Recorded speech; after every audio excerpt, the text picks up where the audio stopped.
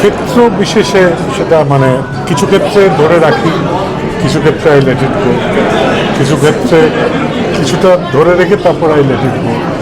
All depends on the context, all depends on the situation. Context আর সিচুয়েশনের উপর depend করেছে। সৃজিতা মানেই তো একটা মিউজিক্যাল জার্নি থাকে, আর অভিমানের সাথে একটা দেখছি দারুণ মিউজিক্যাল জার্নি, আমরাও একটা দারুণ সম্পর্ক দেখি। তুমি একটু যদি বলো যে অভিমানের প্রত্যেকটি গান শুনতে এবং তুমি তার সাথে যুক্ত হয়েছো। হ্যাঁ, আমি আসলে অভিমানে মানে মিউজিক্যালি জড়িয়ে পড়েছি অভিমানের সঙ্গে, কারণ আমার ডেবিউ সং মানে আমার প্রথম গান কম্পোজার হিসেবে অভিমানে মুক্তি পেয়েছে এবং সবার এত ভালোবাসা পেয়েছে, সেটার জন্য আমি অসম্ভব আপ্লুত। ইনফ্যাক্ট এজলুড মিউজিকের যে স্ট্রিমিং সেটা দেখছিলাম এবং it's really done very well.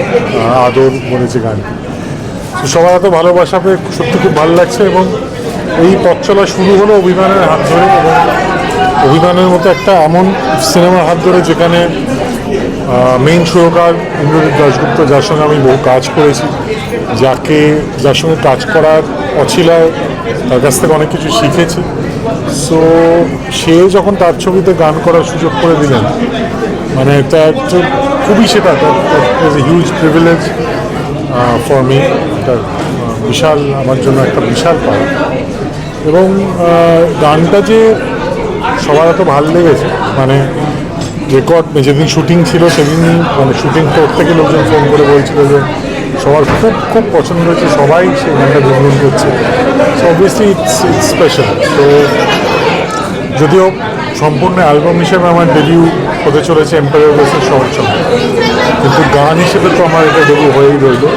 So happy it happen with আইডিস ফিল্ম, যেটা আমার গানে লিড দিয়েছেন প্রসেনজিৎ চট্টোপাধ্যায়, সেটাও আমার কাছে একটা বিশাল বিশাল ব্যাপার। এবং যে বুম্বাদার সঙ্গে আমার সিনেমাটিক পথ চলা শুরু, উনি আমার প্রথম গানে লিড দিয়েছেন, এটা তো আমার কাছে একটা বিশাল ব্যাপার।